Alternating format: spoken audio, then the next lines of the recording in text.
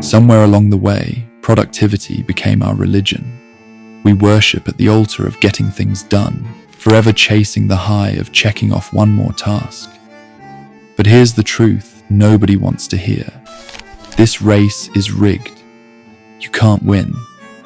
And honestly, trying to win might destroy you. The physical toll, the mental breakdown, it all piles up when you treat yourself like a machine that just needs better optimization. Don't get me wrong, productivity isn't evil. There's something deeply satisfying about meaningful work, about building something that matters. Our obsession with efficiency has given us incredible things, but somewhere we crossed a line. We stopped working to live and started living to work. Our entire sense of worth got tangled up in our output. Then came the data that made my stomach drop. A study of 1 million people in late 2022 revealed that productivity had become most people's top priority in life. Think about that for a second. In Britain, 65% of people ranked it above everything else. In America, 63%. In Australia, 58%. Above health, above money, above happiness itself. This obsession is eating us alive. And here's the cruel irony. It's actually making us worse at the very thing we're chasing. We're crushing our souls in pursuit of productivity, only to crush our ability to actually produce anything meaningful. So how did we end up here? And more importantly, how do we find our way back?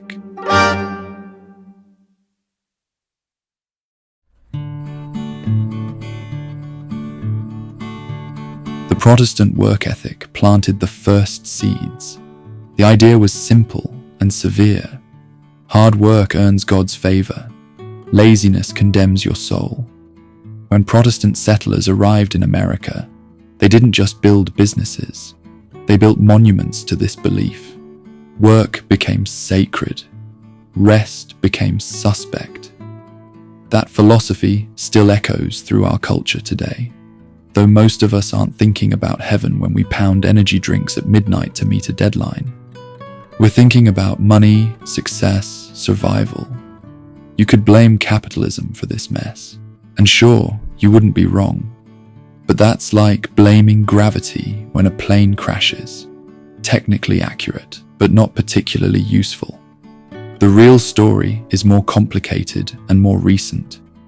During the Industrial Revolution, we got really good at making systems more efficient. Better farming methods, assembly lines, factories that could produce more with less. Productivity meant refining the machine. Then came the 1960s and the rise of office work.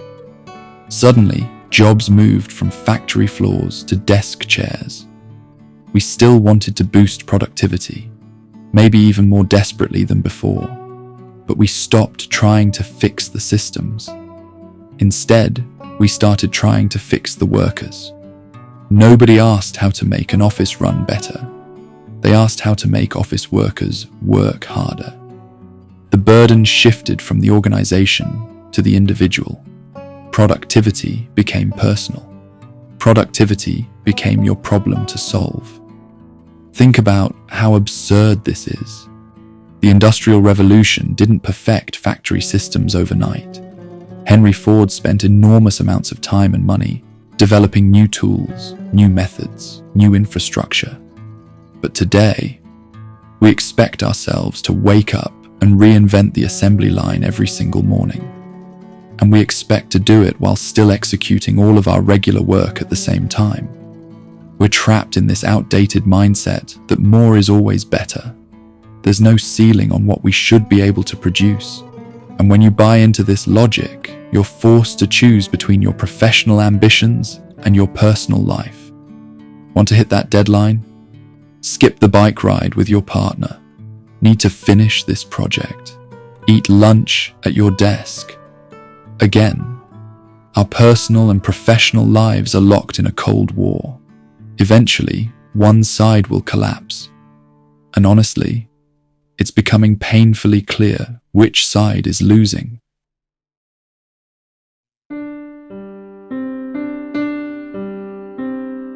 Here's what makes this so hard to confront. Productivity really is valuable. When everyone contributes a little toward a common goal, all of our lives can improve. In theory, anyway. So it's easy to justify the endless sprint. Plus, we celebrate our most productive people as heroes. We put them on magazine covers and stages. Meanwhile, if you're not productive, you're lazy. And in today's world, laziness isn't just a flaw, it's a moral failure. Our historical baggage around work mixed with modern cultural pressures has created something toxic. And make no mistake, it is toxic. This obsession with productivity is literally killing us. It's disturbingly easy to tie your self-worth to your to-do list. You write down 10 things. You finish 7th. Suddenly, you're a failure. Or maybe this feels familiar. You pack your workday to the brim, then come home too exhausted to do anything but scroll through your phone for 3 hours. Then you feel guilty for being lazy, even though you're only this drained, because you were too productive all day. It's mini-burnout every single day. If you measure your worth by what you accomplish, you'll never be enough. There will always be more you could have done. The mountain has no top, and as you pour everything into productivity, other things start to crumble. Real food becomes meal replacement shakes. Breakfast becomes a grey smoothie engineered for efficiency, stripped of any joy. You see the people you love less often. They start to feel like strangers. You chug energy drinks so you can survive on 5 hours of sleep, even though sleep deprivation destroys your cognitive function and actually makes you less productive. The hobbies that used to light you up, gone, and with them, the simple joy of being alive. What's left is a toxic cocktail of depression, anxiety, and loneliness. Your body suffers too. Higher risk of heart attacks, strokes, and countless other ailments. But hey, your to-do list looks great until tomorrow, when the cycle starts again.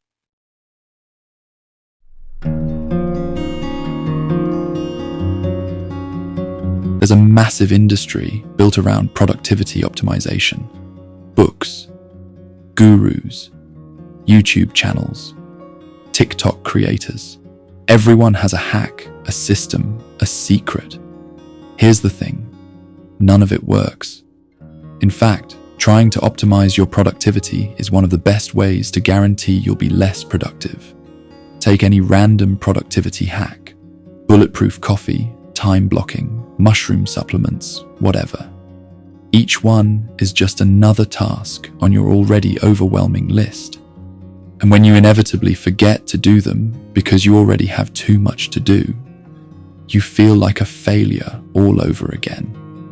One more thing you couldn't quite get to, cramming more and more into each day in some endless arms race with yourself doesn't make you productive. It leads straight to burnout. Burnout isn't just feeling tired. It's chronic, unmanaged stress manifesting in your body. Your stress hormones spike. It's measurable, physical, real. Severe burnout can trigger depression, insomnia, loss of appetite, even thoughts of suicide. Tiredness is your body's alarm system. It's trying to warn you, take a break before things get bad. But in our caffeinated, hustle-obsessed culture, we ignore the warning. We don't rest. We drink more coffee. We get promoted for working so hard. But rest is what actually matters. The research proves it. Rest helps your brain focus. It helps you get more done. Quality sleep has a profound impact on cognition and memory. In the 1990s, psychiatrist Nancy Andreasen coined the term rest, random episodic silent thought. It describes the intensely creative brain activity that happens when you do nothing. According to her research, inactivity is when your brain is most productive on a neurological level. She studied creative people across every field and found that breakthroughs usually come right after long periods of mental rest. But here's where things get tricky. If we only value rest because it makes us more productive, isn't that just another trap? Is relaxation really meaningful if it only matters as a tool for productivity?